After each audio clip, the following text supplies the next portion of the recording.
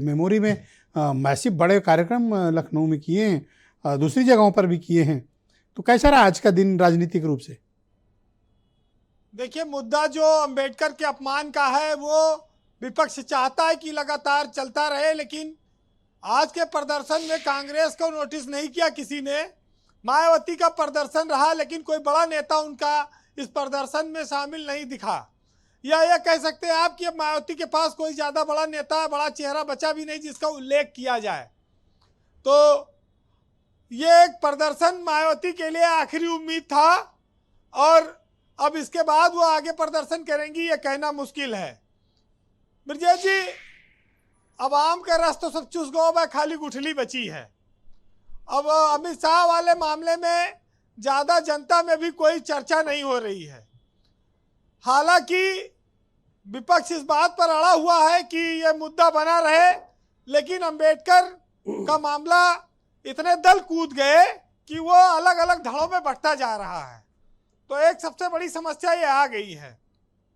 वैसे मायावती ने आज जो आंदोलन किया, अगर वो लोकसभा चुनाव के पहले इस बात को समझ गई होती कि उनको संविधान के मामले पर जो विपक्ष घेर रहा है और ये संदेश जा रहा है कि वो भाजपा से डरती हैं और भाजपा के हिसाब से ऐसा कैंडिडेट दे रही जो इंडिया गठबंधन और समाजवादी पार्टी को हरावे, तो शायद आज उनका पार्टी खड़ी होती। उस समय लोकसभा चुनाव में जो उनके खिलाफ एक मैसेज गया कि भाजपा से मिली भगत का और डरने का, वो आज तक उनके ऊपर से वो ठप्पा हट नहीं पाया है।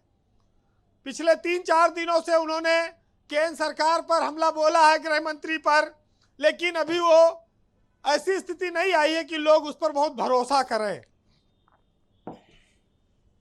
देखिए, जब दलित वोटर मायावती के साथ था जी, तो उसने भरपूर वोट दिया, लेकिन जब एक बार वो बीजेपी के घर में चला गया और फिर वहां से इस बार 2024 में वो वहां थोड़ा छिटका और सपा और कांग्रेस के गठबंधन में चला गया, तो अब उस पुराने घर में अपने लौट के आएगा बसपा में, ये थोड़ा उनके लिए कठिन हो गया। और इसका आप आंकड़ा देखते हैं, जब वोट बैंक लगातार मायावती का गिर रहा है, वोट प्रतिशत, तो ये साफ है कि आपका वोट गिर रहा है और आपका संगठन कमजोर हो रहा है। क्या बीएसपी आज कुछ घेरने में कामयाब रही बीजेपी को या नहीं? ब्रजेश जी, घेरने में तो तब कामयाब रहती जब कुछ गिरफ्तारी होती, कुछ उपद्रव, लाठी चलता।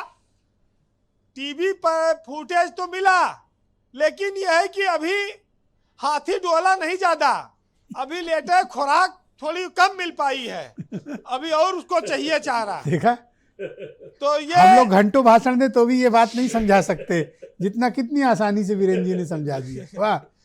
देखिए, भाजपा तो जान ही चुकी है कि डैमेज हुआ है, इसलिए उसने मुख्यमंत्रियों को उतारा, लेकिन मायावती अभी तो अपने संगठन को ही जिंदा कर ले, ये उनके लिए बड़ी बात है। और सियासत है, ये अपना काम चल रहा है। ये जो भाजपा ने दलितों के घर जाकर खाना खाया था, उसका प्रभाव कम हो गया है। अब शायद फिर वो दोबारा इस तरह कोई कार्यक्रम जल्दी लेकर आएगी, क्योंकि ये अमित शाह के बयान के बाद ये लगातार बात चल रही है और इस पर उनको काम भी करना पड़ेगा। ब्रजेश जी, बाबा साहब अंबेडकर के नाम पर उत्तर प्रदेश में मायावती ने काम तो बहुत किया था, लेकिन उनके पार्क, उनके बनाए हुए जिले सब बदल गए। आजम खान ने तो एक बार बाबा साहब को भूमाफिया भी कह दिया था, तब भी वहां पर बड़ा ऐतराज हुआ था, बड़ा आंदोलन हुआ था।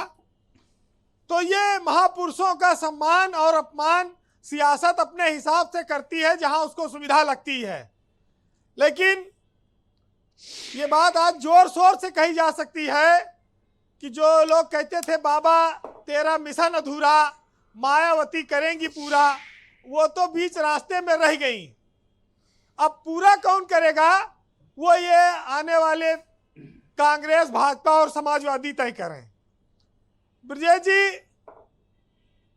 ये जरूर है कि मायावती की तेजी दिल्ली के चुनाव में कुछ वोट काट सकती है, ये जरा ध्यान दीजिएगा आने वाले वक्त में। और कैसे, थोड़ा इसकी व्याख्या करो, ये क्यों कहा आपने?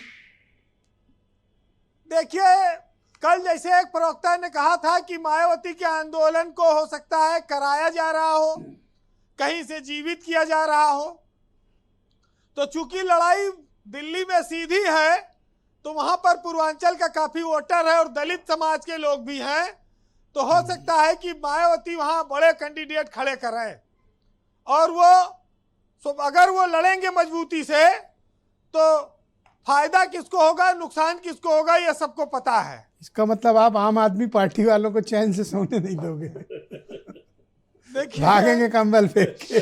देखिए मायावती की बात तो बड़ी मार्के की कही इन्होंने। ऐसी ही चल रही है। फिलहाल आप सुनिएगा कि एक साहित्यकार ने लिखा है